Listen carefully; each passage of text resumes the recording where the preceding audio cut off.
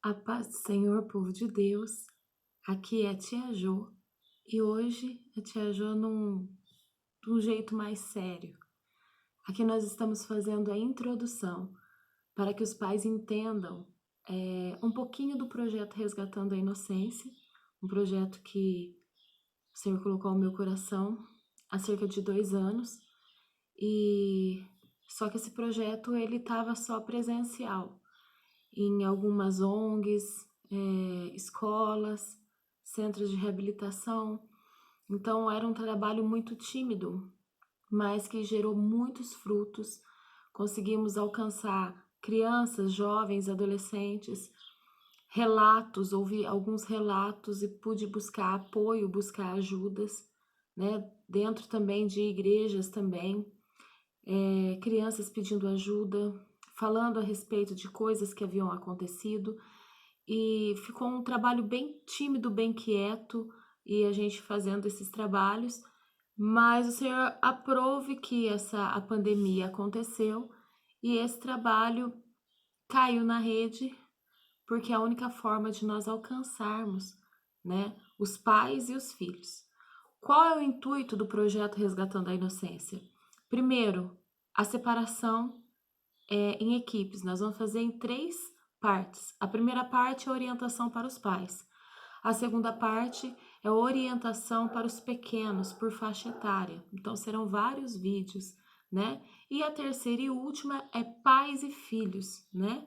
Esse afeto, esse vínculo com responsabilidade, com respeito, com limite. Só que nós somos cristãos, então tudo é baseado pela palavra de Deus, né?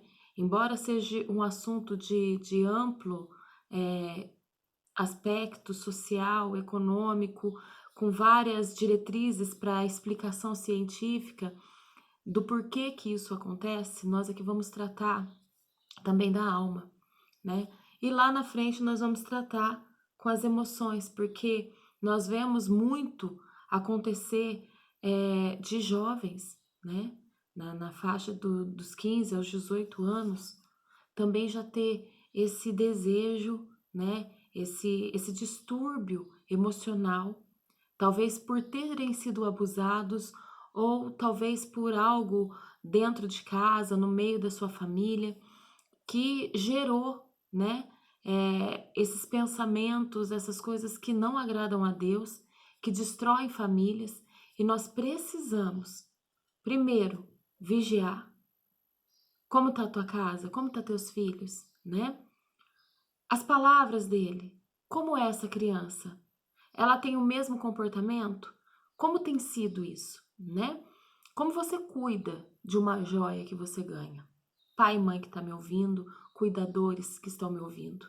Porque existem pessoas que estão cuidando porque o pai ou a mãe não teve estrutura emocional e talvez pudessem ser eles os abusadores, o que é muito triste e o que tem acontecido muito no meio de nós. E as nossas crianças precisam dessa proteção. Esse é o Maio Laranja, o mês de proteção, orientação contra o abuso sexual infantil. Mas o abuso que nós vamos tratar não será só o abuso sexual infantil, mas também o abuso com palavras, né, com agressão física e emocional, e também o uso de drogas pelos pais, o que causam nos filhos. Então, é um processo lento, de vários vídeos, para não ficar cansativo.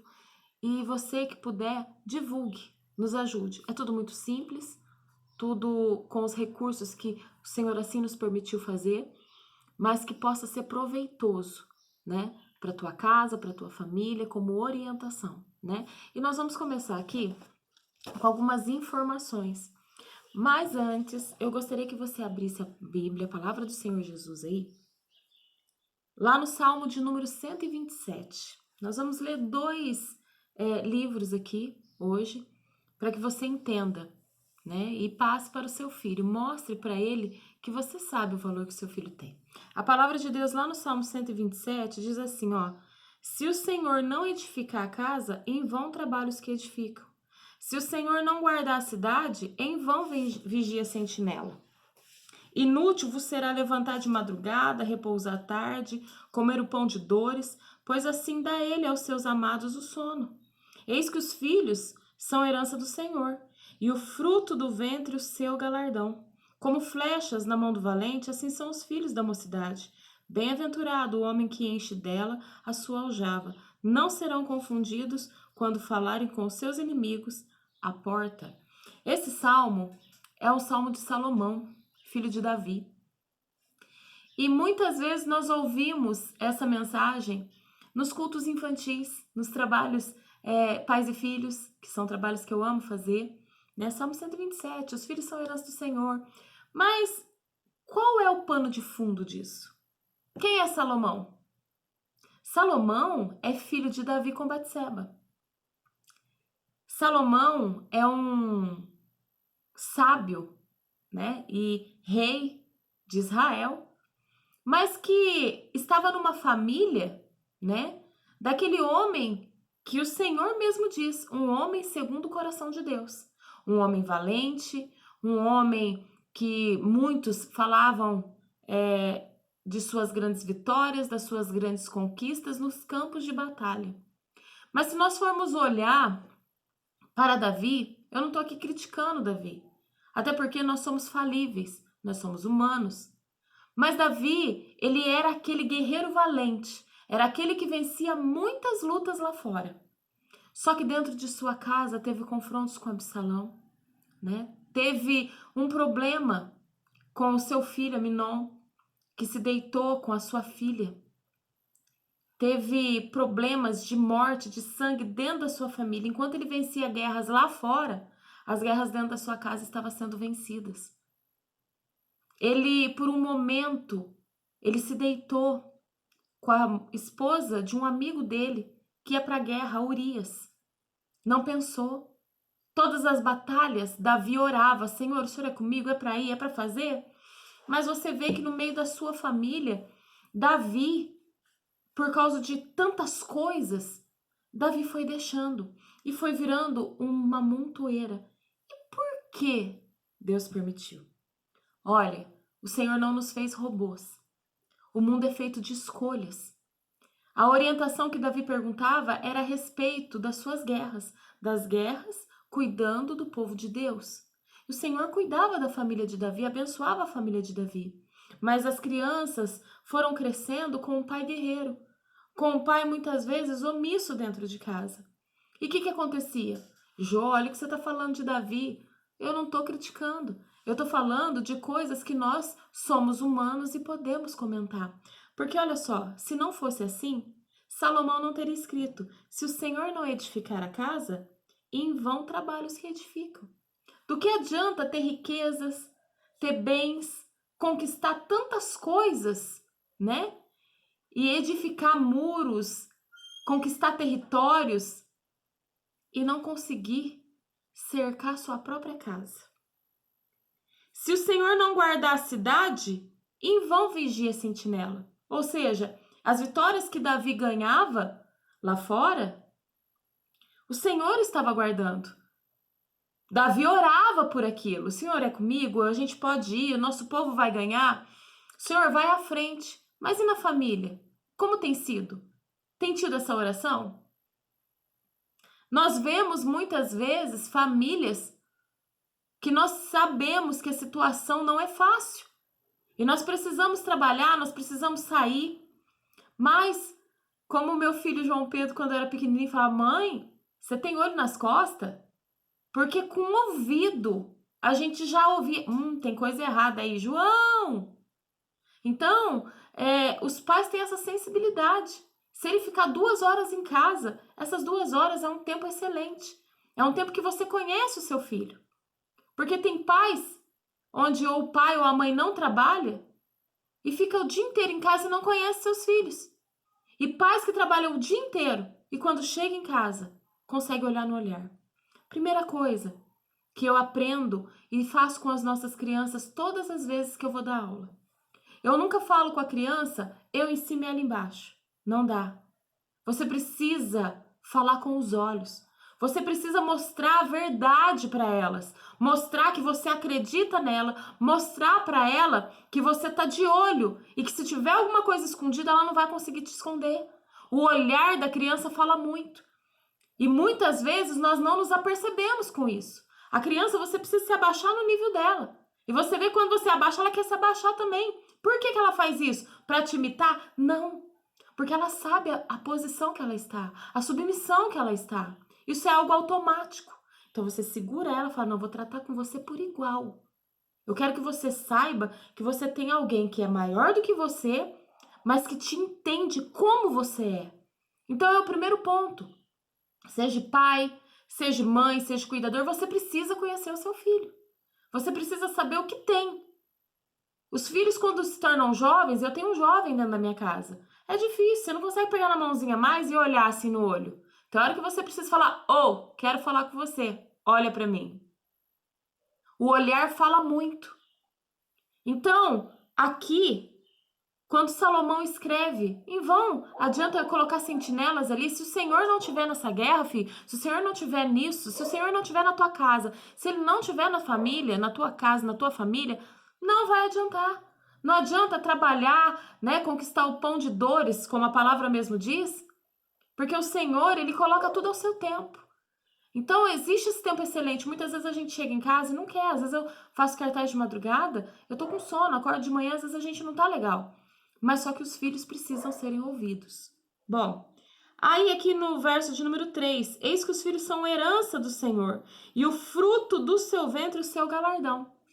Os nossos filhos primeiro são herança. O que você faz com uma caixinha, com uma herança, com um tesouro? Você não joga em qualquer lugar. Você não acha uma gavetinha de proteção, tranca ela e deixa ela lá. Não, é um tesouro.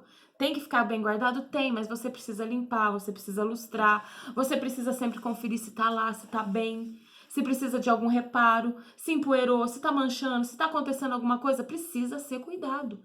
Precisa ser muito bem cuidado, precisa ser vigiado. É herança, é tesouro, é relíquia. Existe pessoas que faziam cofres para guardar os seus tesouros, mas eles não deixavam ali jogado. Precisa abrir com a chavinha, precisa olhar como que tá o tesouro. Os nossos filhos são essas heranças, são esses tesouros. Tesouro para ficar na tua mão e você cuidar, lustrar. Vamos ver, tem que ter algum brilho. Se não tá brilho, está ofuscado, tem sujeira aí, tem algum problema aí. É a hora da gente procurar, de lustrar, de passar o silvo, né, que eles falam. Passa lá, lustra, vamos ver o que é que sai. Pega o paninho, a gente tá acostumado que eles pegavam aquele paninho, passava o silvo lá, pegava a aliança, o anel, seja lá o que for, e ficava esfregando, aí olhava, tem sujeirinha aqui ainda, vamos esfregar mais um pouquinho, até ficar cristalino, até ficar limpo, até você enxergar o todo desse tesouro. Assim são os nossos filhos. Você precisa enxergar o todo. O seu filho, para você, mãe, para você, pai, tem que ser um livro aberto, né? Para você, cuidador, tem que ser um livro aberto. E o Senhor, ele conhece o teu coração. E se talvez eu tô falando com pessoas aqui que tá olhando esse vídeo e falando assim: o que que essa doida tá falando aí? Será que ela não sabe o perigo que ela tá correndo de falar um assunto tão sério desse jeito? Sim, eu sei. Mas eu também sei quem é que tem cuidado de mim para que eu possa estar falando isso, né? E eu sei que tem cura para determinados pensamentos. Eu sei que o Senhor pode libertar, né? Se tiver algum pensamento deturpado, se tiver alguma coisa errada aí, o Senhor, ele pode mudar. Até porque a gente vai ter esse tratamento com pais e filhos também, com os pais separados dos filhos. E a gente vai tratar de assuntos bem pesados, e eu não tenho medo, porque eu sei que se o Senhor colocou isso na minha mão para fazer, assim como tem levantado muitas tias e tios, porque tem visto crianças sofrerem, eu sei que o Senhor vai tratar. Ele vai cuidar e proteger das crianças, vai fortalecer os pais e também vai libertar aquela pessoa que tem esses pensamentos deturpados. Bom, vamos lá. Aí a palavra vem e nos diz assim: bem-aventurado o homem que enche deles a sua aljava. Não serão confundidos quando falarem com os seus inimigos à porta. Criem crianças sólidas, adolescentes que tenham liberdade para falar com você, que não precisam mudar de comportamento para poder te chamar a atenção em tempo oportuno, que você saiba com quem você está lidando. Aí, a gente vai tratar aqui, lá em 1 Coríntios, no capítulo de número 6, verso número 12. Esse é o texto que nós vamos tratar todas as nossas aulas. Então, a palavra de Deus diz assim, lá em 1 Coríntios 6:12. Todas as coisas me são lícitas, mas nem todas as coisas me convêm. Todas as coisas me são lícitas, mas eu não me deixarei dominar por nenhuma. Os manjares são para o ventre e o ventre para os manjares. Deus, porém, aniquilará tanto um como o outro. Mas o corpo não é para a prostituição, senão para o Senhor, e o Senhor para o corpo. Ora, Deus, que também ressuscitou o Senhor, nos ressuscitará a nós pelo seu poder. Não sabeis vós que os vossos corpos são membros de Cristo? Tomarei, pois, os membros de Cristo e faloeis membros de uma meretriz? Não, por certo. Esse é o texto base que nós vamos usar, né, na primeira aula com os pais. Então, por meio de orientação, eu vou mostrar para vocês algumas coisas aqui. Nós estamos no mês de maio, né, o mês laranja. Proteja as nossas crianças, né? Seja meu guardião, seja desta geração. Nós precisamos nos levantar como valentes, como uma voz, para essas crianças que têm gritado no silêncio da ignorância da sociedade. Por que isso, Jô? Porque as crianças estão tendo as suas vozes tapadas. Elas não podem falar, elas estão sendo ameaçadas, elas estão sendo coagidas a não abrir a boca a respeito de determinados assuntos. Então, nós precisamos ser o grito do silêncio das nossas crianças nesse tempo de ignorância. Nós estamos numa época de um mundo sobre um desenvolvimento muito grande. Só que em nenhum momento conseguimos controlar esses pensamentos deturpados, essas atitudes inescrupulosas que têm destruído famílias, casas, lares, tanto da criança abusada, tanto do adolescente abusado, também da família do abusador, porque muitas vezes é um vizinho, é um conhecido, é um tio, é um parente, e famílias têm sido devastadas por causa dessa situação. E nós precisamos nos atentar a essa situação. A pessoa que tem uma mente desse tipo, desse porte, assim como eu disse que nós precisamos ser sensíveis e olhar nos olhos das nossas crianças, a gente precisa ser sensível porque você precisa conhecer quem é que está crescendo. Hoje, ele está crescendo e nós precisamos proteger de um abuso. Mas aquilo que você planta dentro da tua casa pode fazer crescer uma criança frustrada, uma criança que não se sente amada, uma criança que precisa chamar atenção, que lá na frente vai se tornar um jovem, vai se tornar um adulto e poderá colocar pensamentos na cabeça que não agradam a Deus e que vai forjar o caráter dele de uma maneira ruim, de uma maneira pesada. Então, por isso, nós precisamos ser o guardião das nossas crianças dessa geração. Porque as crianças que hoje são a fragilidade, são o meio mais fraco e que pode acontecer alguma coisa desse tipo, ela também é a geração que vai crescer. E ela vai crescer como? Qual é o ambiente que ela tem crescido? Um ambiente ríspido? Um ambiente sórdido? Um ambiente de brigas, de guerra? Um ambiente complicado, confuso, que causa medo para essa criança? Qual é o ambiente que ela tem vivido? Nós precisamos prestar atenção nisso. Aqui, eu peguei alguns dados e lá no projeto Resgata Kids tem uma informação. 52% dos casos de exploração, violência ou abuso sexual ocorre dentro da casa. E que apenas 1 em cada 10 casos é notificado às autoridades. Por que que isso acontece? E isso é pesado demais, mas precisa ser falado. Primeiro, que é o caso mais comum, as crianças são coagidas. Se você contar, eu mato você. Se você contar, eu mato a tua mãe ou eu mato... É assim, né? Segundo, escândalo na família. Muitas vezes a família não está entendendo a dimensão do que aconteceu. Ai, se contar... Nós estamos no mundo, numa época mais desenvolvida, e em épocas anteriores, nós vemos pessoas de 20, 30, 40 anos que até hoje não se curou, que acontecia essas coisas, que eram abusadas, mas elas não relatavam. Elas tinham medo, elas sentiam culpa. 20, 30, 40 anos depois, continua se repetindo a mesma coisa. O problema é que as pessoas que hoje, 20, 30, 40 anos, passam por tratamentos psicológicos, passam por medicações, passam a vida toda sem se sentirem amadas, sem conseguirem constituir uma família.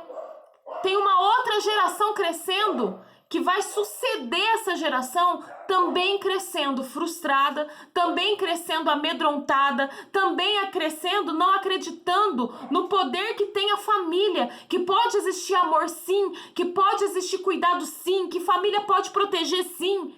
Por quê? Porque a ignorância dentro da família.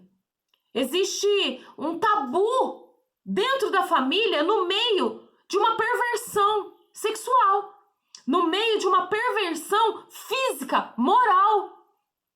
E as pessoas não entendem que se continuarem assim, as famílias já têm se degradado.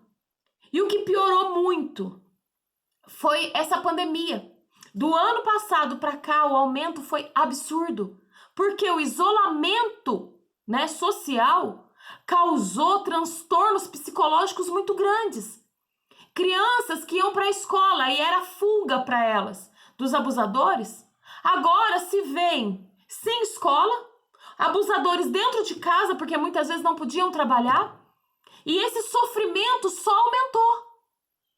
Então esse cuidado, que nós precisamos ter com as crianças, e essa denúncia que é no Disque 100, no 190, você precisa falar, você precisa ser essa voz. Porque ameaçou. Não vai acontecer nada. Ele ameaça porque ele sabe que é possível acabar com isso. Todo abusador sabe o perigo, família que vai ouvir essa live. O perigo não tá pro denunciante, o perigo tá pro abusador. Você precisa ser essa voz. Nós conhecemos casos de pessoas que cataram flagrante e saiu pra rua e o abusador apanhou. E apanhou mesmo. Ele sabe que se ele for preso, algo vai acontecer com ele. Nós precisamos ser essa postura firme para mostrar, peraí, não é assim não é do teu jeito, é um problema, é um problema psicológico. Vai ter tratamento, vai se tratar, tem tratamento, tem orientação, não vai porque não quer. Vai continuar agindo dessa maneira porque simplesmente, é uma perversão. É perversão? A perversão tem cura. Se você não quiser um tratamento, é como uma pessoa doente, fisicamente. Eu tô com um problema, eu tô com um problema de pele. Tem o tratamento, tem a pomada para passar, tem o remédio para tomar. Aí eu tô lá com a coceira. Mas eu não vou atrás, não, vou continuar me coçando. Isso daí é uma escolha. Você escolhe continuar no mesmo jeito ou mudar. Então o abusador, ele sabe que o perigo é para ele. Então ele ameaça a criança para que ela entenda, para que ela se sinta coagida e muitas vezes ela sai de uma situação dessa se sentindo culpada. Mas, assim como eu falei da medicação para a pele, esse desvio de caráter tem tratamento. Se a pessoa ela tem essa consciência que isso daí nela é uma doença, é um vício, existe centros de recuperação para pessoas que usam drogas, para pessoas que fazem uso de álcool. Existe centros de recuperação, existe lugares, existe clínicas, psiquiatras e existe psicólogos que tratam distúrbios emocionais de determinadas situações e diversas e que pode ajudar e que pode orientar essa pessoa. Se ela não vai é porque ela não quer, então ela precisa ser denunciada, ela precisa de um choque, porque assim como a pele não tratada vai causar ferida, pode causar um problema ainda maior, a pessoa que não busca ajuda para um problema mental, para um distúrbio psicológico, essa pessoa precisa levar as consequências, mas não as nossas crianças, não os nossos adolescentes. Então nós precisamos acordar. O que é que nós temos feito? Nós temos sido cúmplices dessa situação? Porque se não dá pra gente acusar o abusador, então nós podemos nos acusar. Somos cúmplices do que as nossas crianças têm vivido? Se você está vivendo uma situação assim, dentro da tua casa, e você não denuncia, você é cúmplice. Você deveria ser preso. Nossa, Jô, que forte, sim. Se você sabe de algo que está acontecendo e você não denuncia, você é coparticipante dessa situação. Crianças de até 6 anos são principais vítimas de abuso infantil. Até 6 anos, né?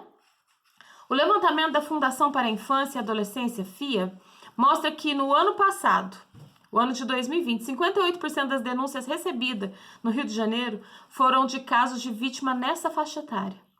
O abuso, com 49,3% dos registros, é o principal crime praticado, em 40% dos casos pelo pai. Olha só, 20% pelo padrasto. As meninas são as maiores vítimas, com 62,26% das notificações. É o que nos espanta. Tem acontecido casos, sim, com padrastos, casos com madrasta, sim. E é aquele tabu, né? Ai, porque teve separação. E isso é outro assunto que nós vamos tratar. Cuidado quem você coloca na tua casa. Cuidado. Nós não conhecemos nem aqueles que dormem ao nosso lado direito, vai conhecer uma pessoa assim e já vai colocar para cuidar. Nós vemos casos onde novos relacionamentos acontecem e um dos cônjuges que fez essa nova aliança deixa essa pessoa nova dentro de casa para cuidar dos seus filhos. Ah, João, mas eu preciso trabalhar. Precisa trabalhar, mas tem um parente, tem uma escola, tem um lugar para deixar? Deixa, você está conhecendo essa pessoa. Como é que você entrega uma joia para um conhecido? Uma joia para um bandido? Mas o que mais me espanta é que maior parte desse abuso, se 20% é do padrasto, 40% dos casos é do pai. É do sangue. E isso não é de agora, isso é um estudo que estão fazendo agora, porque existia um tabu muito grande há 20, 30 anos atrás e não era feito essas pesquisas. Nós estamos descobrindo pessoas assim agora, maduras que falam de que foram abusadas, né? 10 sinais que as crianças dão ao serem abusadas. E esse eu vi alguns relatos aqui, mas alguns eu coloquei à parte. Primeiro, a mudança de comportamento. O primeiro sinal que a gente vê com padrão, por isso que olhar no olho é muito interessante, muito bom. Isso não tá aqui, mas a gente vê essa situação. Houve 2 casos em que eu conversava com uma criança, uma determinada criança, e quando ela começou a chorar e que eu pedi para ela encostar a cabeça, a hora que ela foi para encostar a cabeça, ela se assustou e saiu. E eu falei, filha, não faça nada, não olha, porque ela tinha pedido. Eu queria tanto um abraço da minha mãe, eu queria tanto poder falar com a minha mãe, e eu não posso falar com ela, porque senão ela vai me colocar para fora, ela não vai acreditar em mim. É algo muito triste. Então eu coloquei uma cadeira de frente a ela e comecei a olhar. E eu via que todas as vezes que eu ia tratar de alguma coisa com ela, muito séria, muito delicada, perguntas que eu fazia para ela para descobrir, ela entortava o olho. Esse jeito, eu não sei se dá para vocês verem, mas esse falar sem fixar o olho já me demonstra algo. Eu não sei se a minha câmera tá voltada, se vocês vão me visualizar de frente, mas o olhar, o tirar a visão, o disfarçar, o abaixar a cabeça, o olhar para o alto, isso daí nos traz muitas informações preciosas. Então, essa criança, ela começou a desviar o olhar. E aí eu comecei a acompanhar. Comecei a levar ela embora, porque eu entendia que o lugar que ela morava era perigoso. E mesmo durante o dia, depois dos ensaios que a gente tinha, eu levava elas. E eu percebi que havia uma diferença de tratamento dos filhos do atual esposo com ela que era de um outro relacionamento.